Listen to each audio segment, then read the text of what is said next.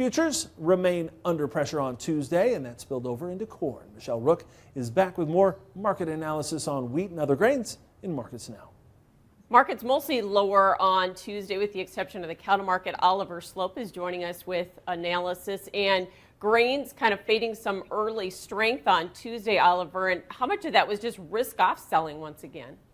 Yeah, I think a lot of that was risk off ahead of the Fed meeting. I think the average analyst estimate out there is for a 25 basis point hike. But I think more importantly, it's going to be what Fed Chairman Jerome Powell says after that at the 1:30 press conference and what they're going to do going forward.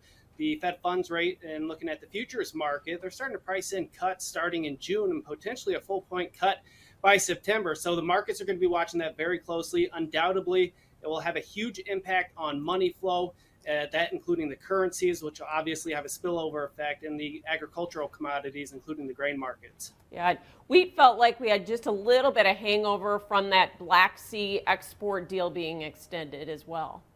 Yeah, it did. And we got a little bit of a bid or a rally ahead of that deadline on March 18th. I think that there was maybe some concern that there would maybe be a little bit more higher tensions going into that. The fact that there wasn't, I think, invited sellers back into the market. And I think a lot of it was just technical, too. We were hovering right around that psychologically significant $7 level, but really weren't able to gain significant traction to take that market any higher. So the lack of follow through to the upside off of that relief rally has invited sellers back into the market. But again, all eyes are going to be on that Fed meeting, which will have big implications on money flow and commodities.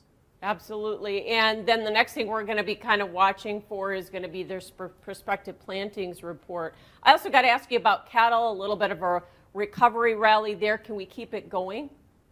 Yeah, I think we can. We did have a bearish seasonal trend start for the June contract, but I was talking with guys here over the last couple of days that I think this seasonal trend may have just came a couple weeks early. We got the big sell-off over the last couple of weeks. The cash markets is still pretty stable near 164, 165. So I'm looking for that April contract to potentially fill the gap near 164. From there, I think it's going to be a bit of a tug of war between the bulls and the bears. And I hate to really beat a dead horse, but all eyes are going to be on the Fed meeting and the money flow. That's going to have a huge impact on all commodity prices. All right, thanks for that update. Oliver Sloup with Blue Line Futures.